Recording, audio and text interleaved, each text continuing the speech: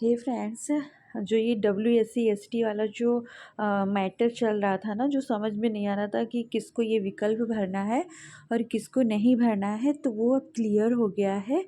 जैसे कि जिसने 6 to 8 का फॉर्म भरा था तो उसके डैशबोर्ड पे ये ऑप्शन नहीं आ रहा था, या चाहे उसने वेलफेयर वाला भरा हो या उसने जो एजुकेशन डिपार्टमेंट से था वो वाला भरा हो। ऐसा क्यों हो रहा था?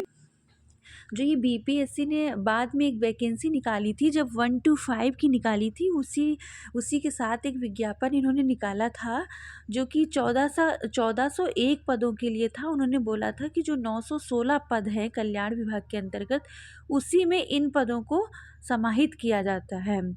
तो उन्होंने उसके लिए अलग से वैकेंसी निकाली थी और उन्होंने जो 6 to 8 का वेलफेयर में जो पोर्शन था उसको इन्होंने इस वैकेंसी में 6 to 10 कर दिया था, और उसके लिए जो योग्यता थी तो उन्होंने यस टेट को रखा था, ना कि सी टेट पेपर 2 को।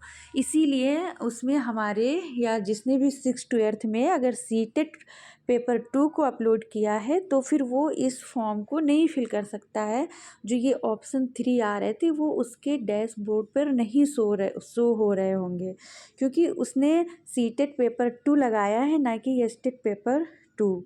जो एस टेट पेपर 1 होता है ना बिहार में, वो मतलब वो उसने उसमें नहीं अप्लाई किया है, इसलिए उसका उसमें नहीं हो सकता है। इसीलिए हमारे डैशबोर्ड पे मैंने वेलफेयर डिपार्टमेंट का फॉर्म डाला था, इसके बावजूद भी मेरे डैशबोर्ड पे इसका ऑप्शन इसलिए ही नहीं आ रहा था क्योंकि मैंने उसमें सीटेड पेपर 2 डाला हुआ है, ना कि एसटेट पेपर 1।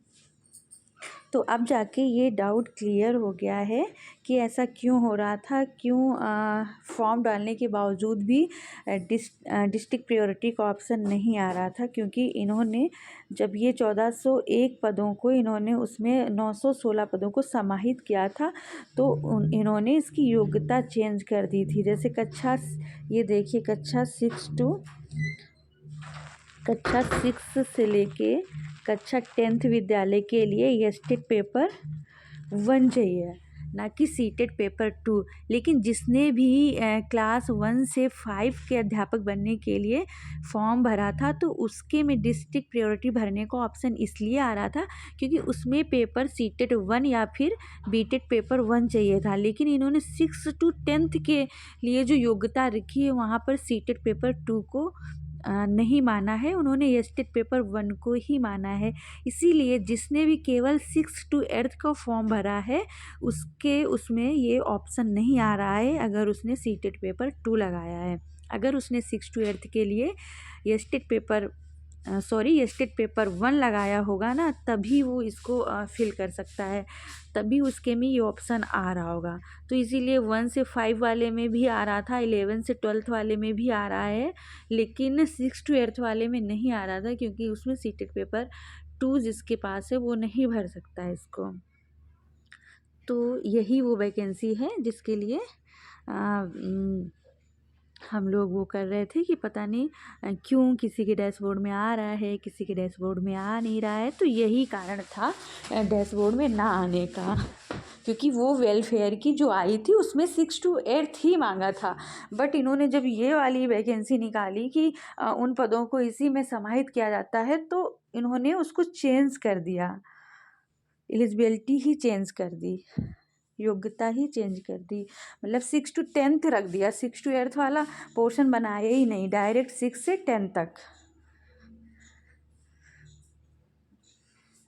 तो अब तो कंफर्म हो गया है, इसीलिए हमारे भी डैशबोर्ड में ये ऑप्शन नहीं आ रहा था और बहुतों के डैशबोर्ड में नहीं आ रहा था। जिसने 1 से 5 के लिए अप्लाई किया था उसके में आ रहा था, या 11 12th वाले में आ रहा था, या फिर 6 to 10th जो 9th वाले थे ना, 9 10 वाले, उनके में आ रहा था।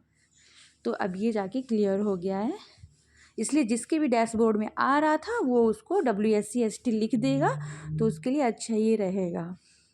और नहीं भी लिखता है तो अब उन्होंने शुद्धि पत्र जो बाद में BPSC ने डाला था उसमें उन्होंने बोल दिया है, उस चीज़ को हटा लिया है कि अगर कोई नहीं फिल कर पाता तो ऐसा नहीं है कि उसका रिजल्ट उसमें मतलब गिनती नहीं होगी, काउंट नहीं किया जाएगा, वो अब काउंट होगा। तो अगर आप भरना चाहें तो भर सकते हैं, अगर आपके डैशबोर्ड में ऐसा कोई ऑप्शन आ रहा है तो। Thanks for watching my video.